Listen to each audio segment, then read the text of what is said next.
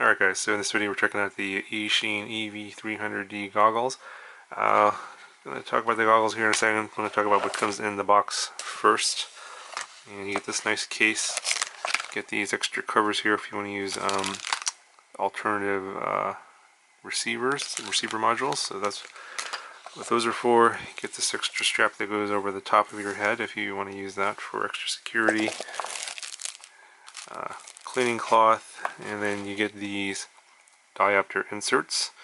Now these do have adjustable diopters built in, just like the HDO2s, but if you have like astigmatism, for example, then you can use these to get your prescription for that and slide these in here. So these don't take standard Fat Shark diopters. You have to use these, and there are some instructions that cover the diopters right here, the measurements and everything, so you could take this to your optometrist and get custom inserts here if you want to use that, and that's what these are for. You get two, obviously one for each side. Okay, so in addition to the foam that it comes with, you get these little inserts here that go on the side. It's a very shallow angle here, so if you have a very wide face like I do, this will fit pretty nice without using these inserts, but then you'll have a light leakage on the side. So for those folks that have a narrower head, put those underneath here on the sides, and that should take care of your light leakage issues. Alright, so let's talk about the goggles now. Doesn't come with these antennas, doesn't come with any antennas. These are just ones that I have lying around, so I use these, and this orientation here, basically omnidirectional at right angles. It's quad diversity, so you have dual diversity receivers, so diversity receiver on one side and on the other. The reception is better than obviously just a single diversity standard receiver, but it's not quite as good as rapid fire. It's going to be better than something like a standard diversity, say on the Sky Zone goggles or pretty much any other standard diversity module. But yeah, if you want to use rapid fire, you'll have to swap it out here and use the covers here, and then you can only use rapid fire by itself, and then you have to have the other bay empty. So if you're using a standard diversity module like a TrueD, Wildfire, one of those, you basically have to just use one side, just like you do on Fat Sharks, and then the other side will be empty. But I thought the reception was fine for most situations. In the basically in the quad diversity setup here, it is a little bit heavy because it is way a bit more with the extra receiver in there, so keep that in mind.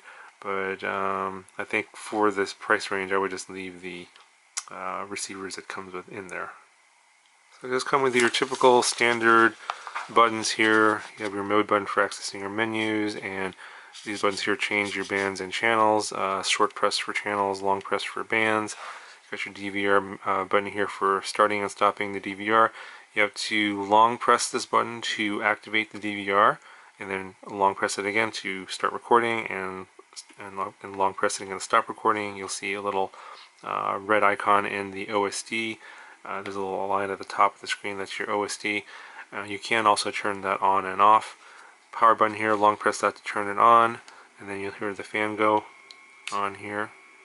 And then if you short press it, you get an additional fan that is a defogging fan. So if you're finding that, I think the fan that comes on initially is just a fan to cool down the receivers. So then if you press the button again, an additional fan will turn on. That's a defogging fan if you're finding that your lenses are fogging up. And then you long press the button again to turn the goggles off. You just come with this case here for 18650 lithium ion batteries. So it's pretty standard, and there's a little button here to show you your charge level. Pretty long cord that goes around the side here, and then it goes into the bottom of the goggle here. There is a USB port here, and that is, you can actually power the goggles off USB. I think you need a 2 amp power source, a minimum. And there's a headphone jack here for the audio. Now this is the diopter, or the IPD and diopter setup here. So obviously the diopters are individually set, so you can move them in and out like so. I think the range, it's, I always forget these numbers.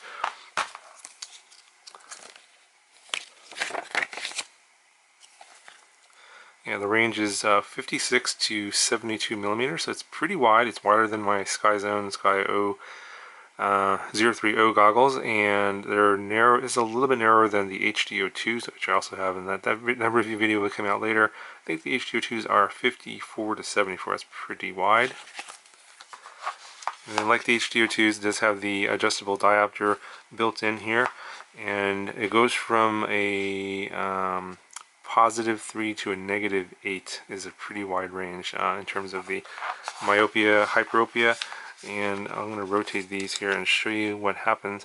Basically, it moves the lens forward and back towards your eyes and back. That's how it'll adjust the focus. So you can see here, it's really hard to see on camera, but watch the lens there. It's all the way forward, and you can see it as I rotate this. That's the range of the movement of the lens. I think this is actually wider than the range is wider than on the HDO2, so that's how you adjust the built-in diopter, and of course the built-in IPD adjustment as well. Works pretty similar to the way the HDO2s work. I think the HDO2s have a separate adjustment dial for each one, but I do like the fact that these have numbers are labeled. You can see how, you know, it goes from +3 there all the way to -8. So you can, it's kind of hard to see. This is all the way back, and then that's all the way forward. See the difference there. And I like the fact that it has the numbers and a nice little click here that kind of lock it in so it doesn't drift around. HDO2s don't have that. You'll see that later in that review video. The built-in screens here are using this technology called LCOS. I think it's basically, it's not like LCD or OLED, but it refreshes the screen by drawing the 3 different colors, RG and B, one at a time. It's, I'll get into a little bit later in terms of latency, but I think that's probably one of the reasons why we're seeing some strange numbers from this thing in terms of latency. The screens themselves, in the stock configuration or the stock settings, I think the image is totally fine. It's nice and bright, good contrast. It's a little bit overexposed. You could probably turn the brightness down in the settings. I'm just comparing this to what I use in as my daily driver, is the Sky 030 goggles. They're definitely brighter than the HDO2s. The HDO2s are pretty dark. The resolution of the screens is 1280 by 960. It's a 4:3 screen. It's the same resolution as the HDO2 screens. So in terms of sharpness and clarity, it's pretty similar. It just doesn't have that vibrancy that the OLED screens have. I think the HDO2s have that really nice, vibrant OLED characteristic, but it's also pretty dark and pretty contrasty as well. And the resolution being a little bit higher at 1280 by 960 than compared to the Sky, the 030 goggles at 1024 by 768. It is a little bit noticeable, but only on the really best cameras. So if you're using a higher resolution camera like a Ratel, something that has like a 1200 TV line camera, then you could tell the difference between the two. But if you're using like a low resolution camera like a Whoop camera, something that's 800 TV lines like RunCam Nano 2, RunCam Nano 3, looks about the same to me. I mean, there's you get a little bit more detail in terms of like straight lines and stuff like that on the higher resolution screen, but the difference is very, very minor. So the field of view in this one, I think, is advertised 42 degrees. Yeah, it's 42 degrees diagonal. So it's very, very wide, and for me it's almost too wide. I prefer a narrower field of view so I can see the whole screen. It just, for me, that's what I want. Other people, they prefer a very immersive field of view. It's very wide, so you may like this better. I think the HDO2s are even wider, 46 or 47 degrees field of view. Like that screen, I can't even see like the whole screen. It's so wide, and it's very, well, I'll talk about that in that video later, but I basically can't fly with that goggle at all because I can't see the whole screen.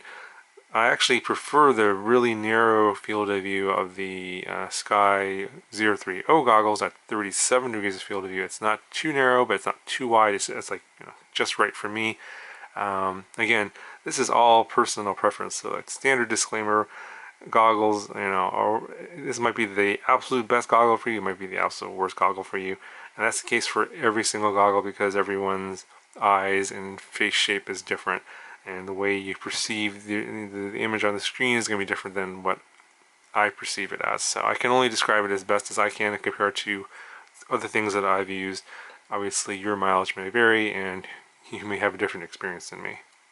So the image is also adjustable in the menu from 4:3 to 16:9, and what happens when you do that is the top and the bottom of the screen gets basically black barred, so it just crops down, and the width of the screen stays the same. So that's just basically, it's a 4:3 screen obviously natively, so in order to get 16:9 you have to basically crop the bottom and the top. Now in terms of the fit and comfort, as I mentioned earlier before, very shallow faceplate here. So this works for my face, and I use the shallow faceplate on the Sky 030 goggles, and that fits me very well as well. I just wish that this foam was a little bit thicker. It's just really super thin, so my eyelashes tend to hit the lens here. It's because it's so close to my face, and actually I kind of wish it was a little bit further away. So I may see if I can get some of the kind of foam here and add a little bit of extra layers here. In terms of being able to focus, obviously I can adjust that here. That's not a big deal. So I can get perfect focus. It's just that I can't, because of the 42-degree field of view, the corners of the screen are cut off. So I see a circle here, and then the corners of my field of view are completely cut off. I can't see those in the way that the goggle comes out of the box. But in terms of overall comfort and fit, this fits my face really nice. I don't have any light leakage anywhere. It's not painful to wear. Unlike the HD02s and pretty much all Fat Shark goggles, the faceplate's very narrow on my head, so the sides are basically squeezing the side of my head. And I flew like that on the Dominator V3s for like years, I guess a couple of years. Just dealt with the pain. I just couldn't fly for really long periods of time. You know, maybe like 10-15 minutes at a time, and then I would take the goggles off and take a break. But like something like this I could keep on my head pretty much indefinitely because it fits fine in terms of comfort. There's no pain. But yeah, that's another reason why I can't fly the HD02s, is because it doesn't fit my head. And again, I'll talk about that more when I do that video later. Okay, so the DVR in here is an H.264 DVR 720 by 480, I believe, is the resolution. I think it's pretty similar, or about the same as the DVR that's on the Sky 030 goggles, and obviously way better than the stock DVR in the Fat Shark HD02 goggles, but only 30 frames per second, not as high as the 60 frames per second DVR, the PowerPlay DVR that I reviewed a while back, but that's obviously an external DVR. Okay, so on the bottom here again, there's a HDMI or a mini HDMI in if you want to use an external source, say like an external receiver, for example, and then you have also AV, an analog AV in as well for analog external receiver, for example. Okay, so I'm not going to go over all of the menu functions and everything, because I actually have been trying to get my camera to focus on the screens while I was going through the menus, and I just could not get it to show what was going on the screen. The instructions that describe how to use the buttons and everything are totally fine. I had no issues figuring it out, so I'm not going to regurgitate going through the instructions here and showing you that, because my camera is just not able to do that for you. But there are a lot of things that you can adjust in terms of like the way the image looks, in terms of like for example, the gamma, the contrast, and the brightness, and all those things you can adjust in the menus, and they're all described here in the instructions, so I'm not going to go over that. Okay, so now I'm going to get to the latency, and this is, I think, what most people are mostly interested in about this. And I've been looking around at some of the other reviews and discovered that the latency numbers are kind of all over the map. I mean, and it kind of depends on how they measure the latency, and honestly, it's really hard to duplicate what other people are doing. So I'm just going to describe what I did, and I'm going to compare these latency numbers to the same procedure that the same, basically same methodology I used on the HDO2 goggles.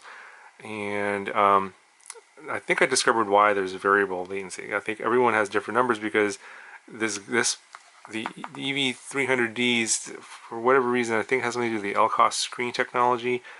It has variable latency. So what I did was I pointed it was an Osmo Action camera at 240 frames per second was the recording rate, and I pointed it at the screen, but I didn't have it focus on any elements on the screen. I just looked at basically the light that was coming out of the screen. So obviously it was an FPV camera transmitting to the goggle, via VTX over 5.8 gigahertz, and I had basically ambient light in the room, and I had it pointing at a wall, like a white wall, so you could see the light that was being transmitted to the actual screen on the goggle, and you could actually also see the ambient light as well. So I turned the light off, and then of course you would see the ambient light go off, and then I would measure how many frames from the point that the ambient light was gone until the light that's being transmitted to the screen was gone. And so that's, some number of frames. Actually I don't remember writing that down, but I calculated based on number of frames and the latency based on the number of frames it took for that transition to occur, and it was actually variable. So I think it has something to do with the way the screens work and the way the camera records it. So it's not consistent, but basically the latency on the HDO2s was somewhere between 30 and 52 milliseconds, and then on the EV300Ds I got between 64 and 96 milliseconds latency based on that methodology. And so it is pretty noticeable when you're trying to fly gates, for example. So I did try fly gates. They're trying to hit like gates and tight space, close proximity. It's more difficult to fly this goggle versus say like my Sky 030 goggles. I had no problems doing that, flying gates. But when I switched to this, I noticed the latency. However, when I was flying around, just doing like freestyle in open spaces or not as much close proximity, I didn't notice the latency as much. It just felt like a normal goggle that was flying around.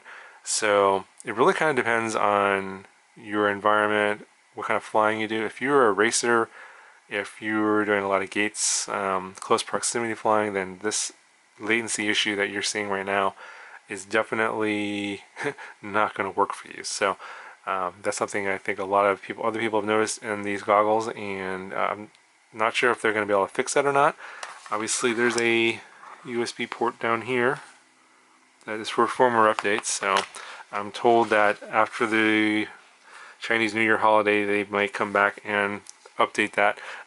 I don't know, I'm not really sure what's causing that. That's the thing, it's kind of strange. So I think it has a lot to do with this screen technology, because if you see the range here is pretty wide in terms of like the low end to the high end in terms of latency that I measured, because I took 10 samples. I actually turned the light on and off 10 times, and then I got that kind of a range in terms of the worst and the best latency.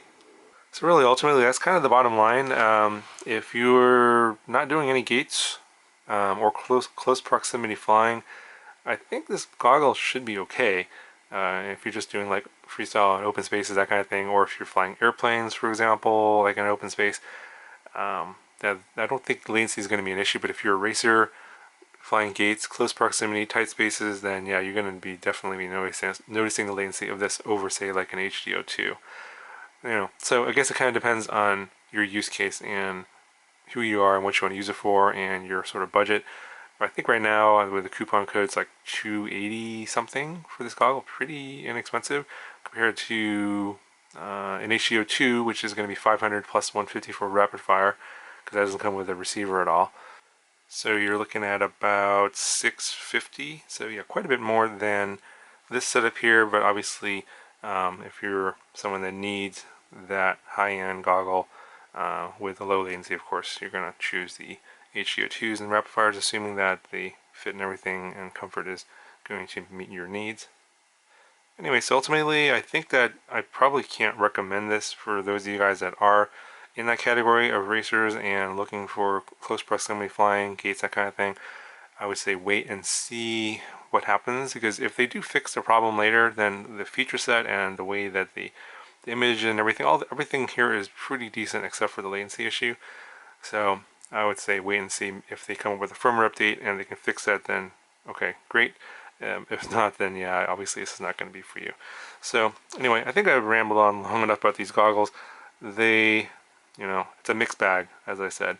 So we'll have to see. Anyway, if you have any questions, let me know, and I'll talk to you guys in the next one.